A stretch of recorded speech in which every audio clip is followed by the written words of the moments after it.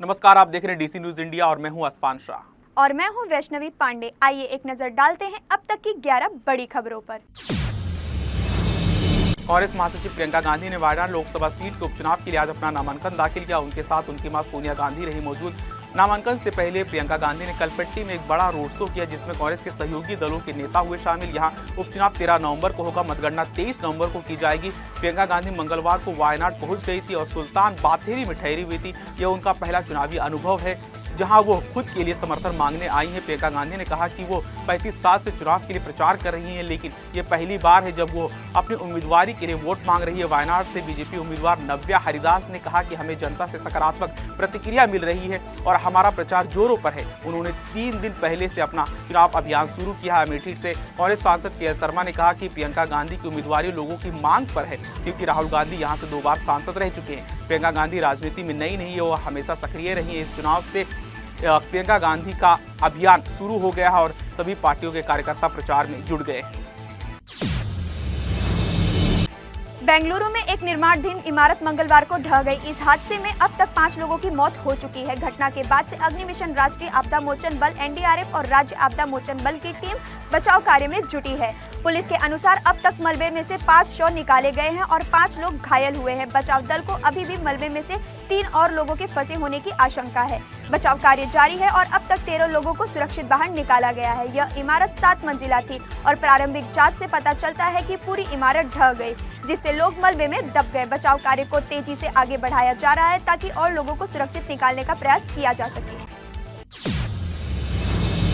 महाराष्ट्र विधानसभा चुनाव की तैयारी के बीच डिप्टी सीएम अजित पवार की अगुवाई में राष्ट्रवादी कांग्रेस पार्टी ने 38 उम्मीदवारों की पहली लिस्ट जारी की।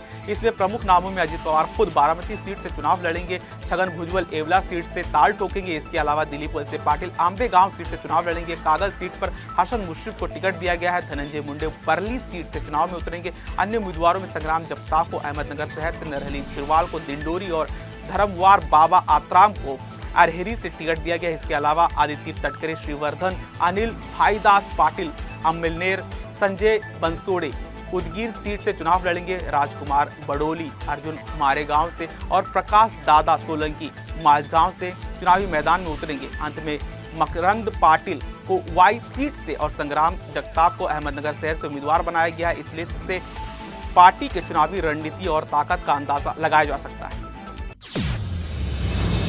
बॉम्बे हाई कोर्ट ने गैंगस्टर छोटा राजन को होटल व्यवसायी जय शेट्टी की हत्या के मामले में दी गई उम्र कैद की सजा को निलंबित कर दिया है। इसका मतलब है कि कोर्ट ने उसे जेल से बाहर आने की अनुमति दी है, लेकिन उसे 1 लाख रुपए के मुचकले पर जमानत दी गई। इसका मतलब यह है कि अगर छोटा राजन जमानत की शर्तों का पालन करता है तो वो बाहर रह सकता है। लेकिन ध्यान देने वाली बात यह है कि वो अभी भी जेल में रहेंगे, क्योंकि उसके खिलाफ एक और आपराधिक मामला चल रहा है। इस साल मई में एक विशेष अदालत ने छोटा राजन को जय शेट्टी की हत्या के मामले में दोषी ठहराया था और उसे उम्र कैद की सजा सुनाई थी। अब हाई कोर्ट ने उस फैसले पर रोक लगाई है और उसे जमानत दी है। पहलवान साक्षी मलिक, जो कि जंतर मंतर पर पहलवानों के आंदोलन का हिस्सा थी, उन्होंने हाल ही में अपने साथियों विनेश फोगाट और बजरंग पुनिया पर सवाल उठाए हैं। साक्षी ने कहा कि विनेश और बजरंग कुछ खास लोगों के प्रभाव में आ गए हैं और उनके दिमाग में लालच भर गया है। विनेश फोगाट ने साक्षी के आरोपों का जवाब देते हुए कहा कि उनका एकमात्र लक्ष्य उन महिला पहलवानों को न्याय दिलाना था जिनके साथ दुर्व्यवहार हुआ है। उन्होंने साक्षी से सवाल किया कि उन्हें किस बात का लालच है। विनेश ने यह भी कहा कि स्पष्ट किया कि उनकी लड़ाई अच्छे मकसद के लिए है।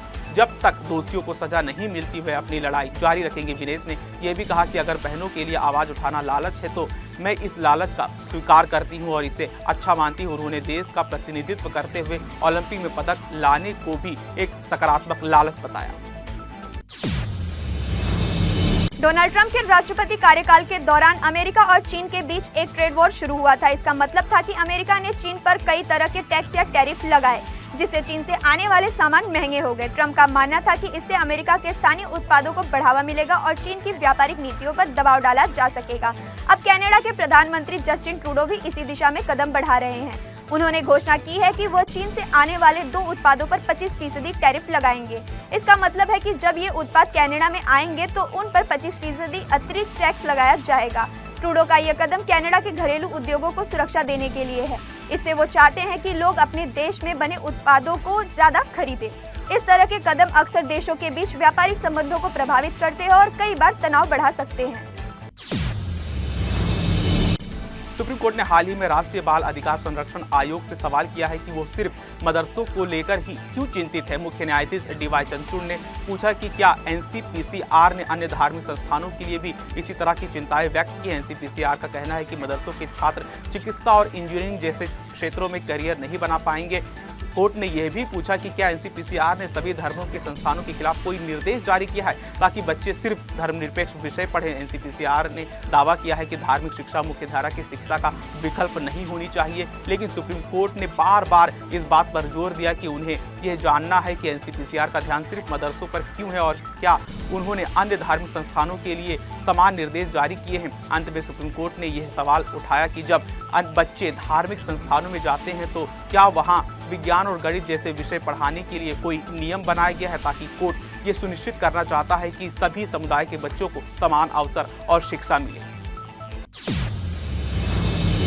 दक्षिण भारतीय अभिनेता यश, जो KGF फिल्म के रॉकी भाई के नाम से जाने जाते हैं, उन्होंने नीतीश तिवारी की फिल्म रामायण में रावण के किरदार को निभाने की पुष्टि की है।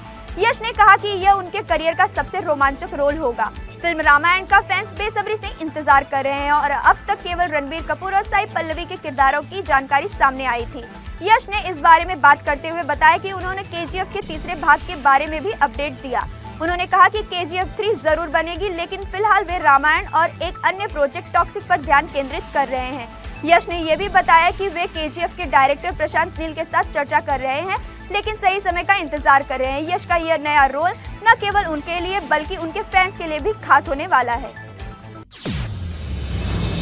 हरियाणा सरकार ने दिवाली से पहले अपने राज्य के कर्मचारियों पेंशन भोगियों को बड़ा तोहफा दिया है। सरकार ने महंगाई भत्ते में 3% की बढ़ोतरी की घोषणा की है, जिससे अब यह 50% से बढ़कर 53% हो गया है। ये बढ़ोतरी 1 जुलाई 2024 से लागू होगी और कर्मचारियों को इसका लाभ अक्टूबर के वेतन और पेंशन में मिलेगा।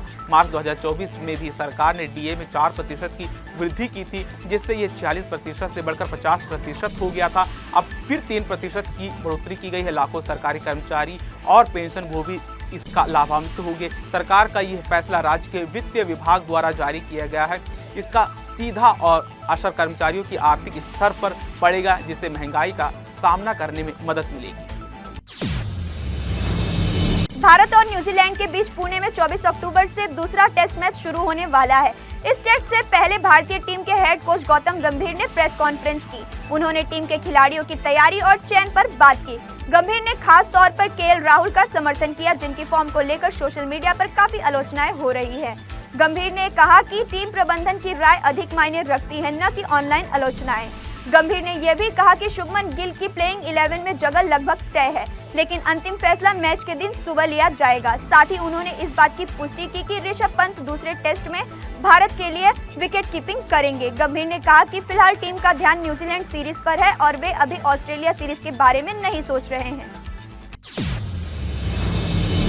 मुंबई पुलिस ने दिवाली के त्यौहार से पहले सुरक्षा को ध्यान में रखते हुए कंदील के इस्तेमाल, बिक्री और भंडारण पर 1 महीने का प्रतिबंध लगा दिया है। ये प्रतिबंध 23 अक्टूबर से शुरू होकर 21 अक्टूबर तक रहेगा।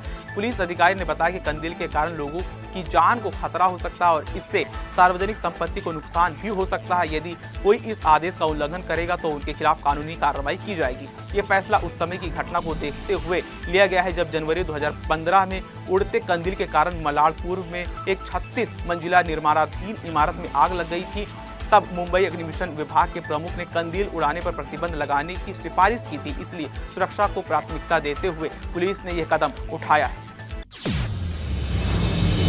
तो ये थी अब तक की 11 बड़ी खबरें। देश दुनिया की खबरों को देखने के लिए जुड़े रहिए DC न्यूज इंडिया के साथ। मुझे यानी वैष्णवी पांडे और मेरे सहयोगी असवान शाह को दीजिए इजाजत।